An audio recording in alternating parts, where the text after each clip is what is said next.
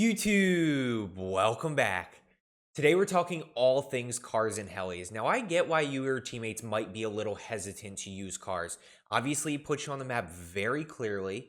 And there is a certain strategy to using them. Some people might not have the experience and know the best way to use them.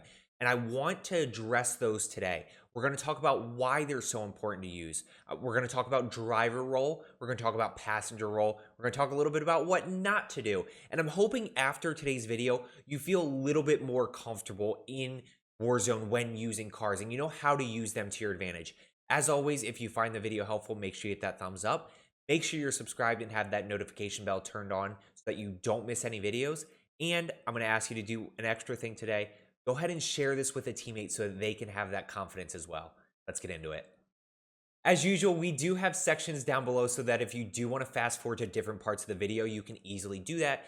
And we're going to have some gameplay rolling here while I'm talking you through each portion, but just know that the gameplay directly applies to what I'm actually saying.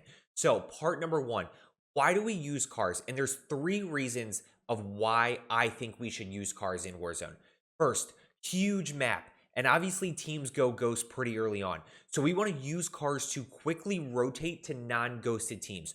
Look, pushing ghosted teams is a very difficult situation. So we can use cars and helis to our advantage to push players that are on the minimap, push players that pop up on heartbeat. It makes fights much, much easier. Second part, once we approach those non-ghosted teams, we can use cars and helis to get into ideal positions, whether it's up on a hill, whether it's the top of a building, whether it's, somewhere down further a little bit so that you can position yourself in an ideal spot to fight that team.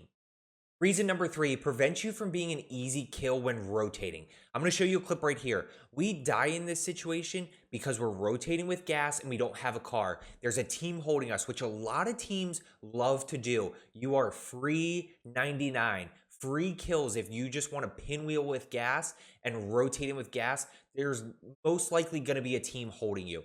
So instead, at the very minimum, rotate with cars and get into circle. It's going to prevent you from being an easy kill and having to rotate out in the open with no cover and really nothing to do. You have nowhere to go. Now let's talk about driver and passenger responsibilities. And I want you to let me know down in the comments below which one you are. Drivers, you're up first. Now, drivers, you have 3 responsibilities. The first is to drop off your teammates in strategic locations so that they can kick off the fight.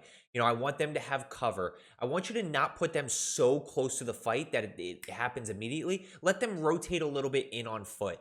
And I want to make sure that they are spaced out well so they can attack from different angles. Now, responsibility number 2 is to distract. The enemy team is really going to be focused on you and kind of where you're going.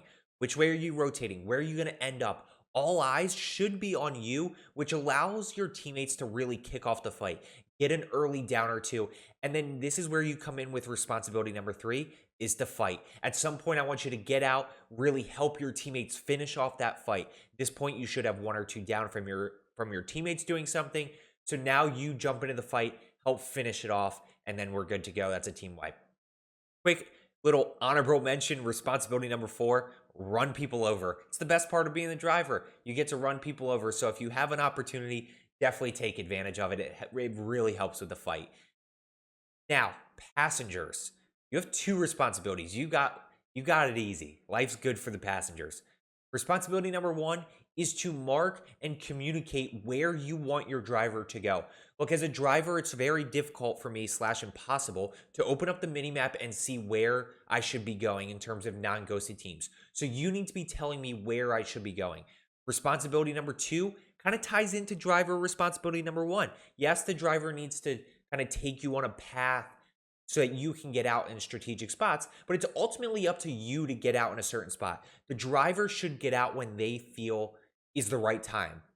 They should get out in a spot that they feel safe and it's their turn to enter the fight.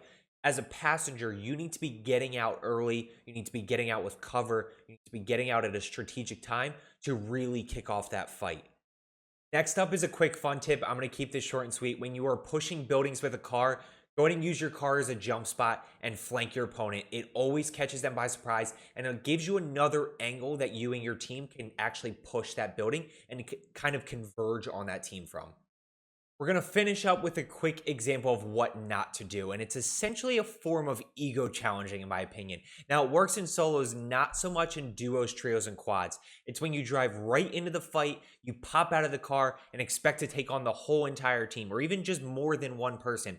It generally doesn't end well, so I would definitely suggest not doing this, and instead following what I said, putting yourself in good position where you can flank and then hop into the fight. As I always say, I appreciate you watching today. Let's get better today, and I will see you tomorrow.